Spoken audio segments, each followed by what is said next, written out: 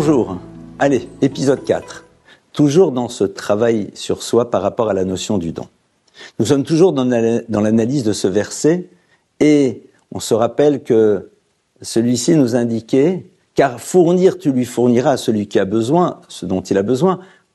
Fournir, tu lui fourniras. S'il ne veut pas un cadeau, fais-lui un prêt. » Alors le travail numéro 1, c'est d'abord d'être capable d'identifier le besoin de l'autre qui n'est pas nécessairement exprimé.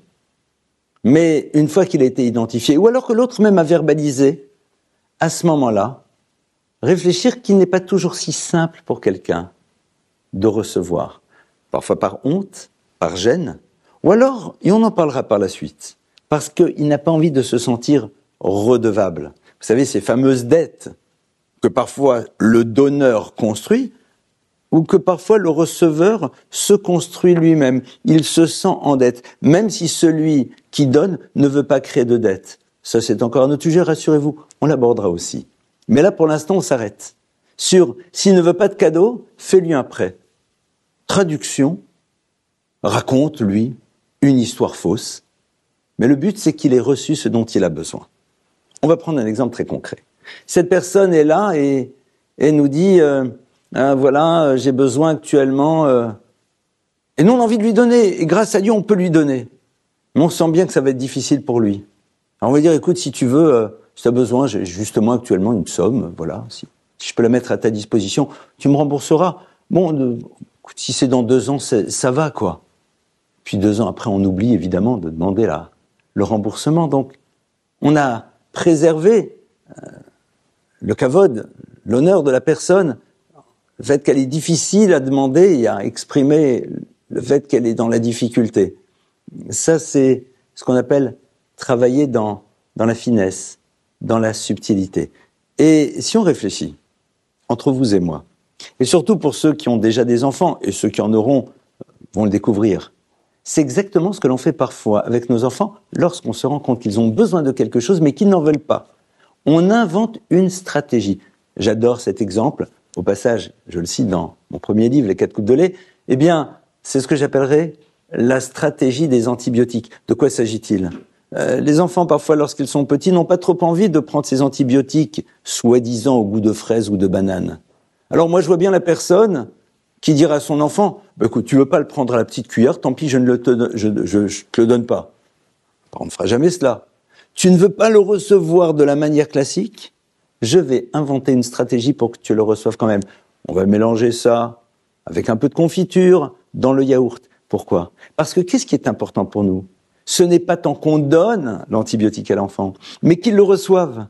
C'est exactement la même chose. La Torah nous dit « Imlo yirtse b'matana ». Si l'autre ne veut pas recevoir, mais toi qui veux donner, c'est quoi ton objectif ? D'être le donateur ? Ou d'être le vecteur qui permettra à l'autre d'avoir ce dont il a besoin. Alors, si toi-même tu n'es pas dans la posture du donneur, mais c'est pas grave, du moment que l'autre a reçu. Et c'est ça qui va être très intéressant. Ce qui nous révèle à nous-mêmes que ce qui est important, c'est avant tout que l'autre ait ce dont il a besoin, se retrouve dans la capacité que l'on aura de nous mettre en retrait, voire d'inventer quelque chose qui n'est peut-être pas totalement vrai. Mais c'est pas grave, puisque le but, c'est que l'autre ait reçu. Je donne un exemple. Ça vous arrivera peut-être une fois dans votre vie. Je vous le souhaite, je me le souhaite, je nous le souhaite à tous. Allez, on a une très très belle maison avec piscine sur la Côte d'Azur, entre autres. Hein. Et puis, on a un ami dont on se rend bien compte qu'actuellement ça ne va pas financièrement, et il y a une famille, il voudrait bien partir en vacances. On ne va pas venir lui dire « Oh, je te prête ma maison ». Il y a un petit truc. Je vous le propose, et si concrètement ça vous arrive, c'est génial. On le rencontre et puis on lui dit vous partez où cette année en vacances ? Et l'autre nous dit oh, je sais pas trop, il faut que je décide encore. Et là on lui dit waouh, vous savez pas encore ? Écoute, voilà, vois avec ton épouse si ça vous dérange pas. On a une maison là-bas, on y va généralement en vacances, mais cette année on va ailleurs et on est un peu embêté parce qu'on n'aime pas trop la laisser seule, surtout en été. Alors si ça vous dérange pas trop, est-ce que vous pourriez éventuellement faire vos vacances sur place à nous, rassurerait. Alors bien sûr, la personne dit, je demanderai à ma femme. Je connais déjà sa réponse, évidemment, à lui et à son épouse.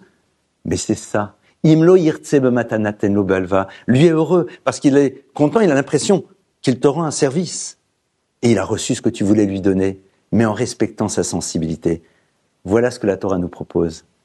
De bien réfléchir à la sensibilité du receveur et d'être capable d'inventer des stratégies intelligentes pour qu'il reçoive sans se sentir mal. Bon travail.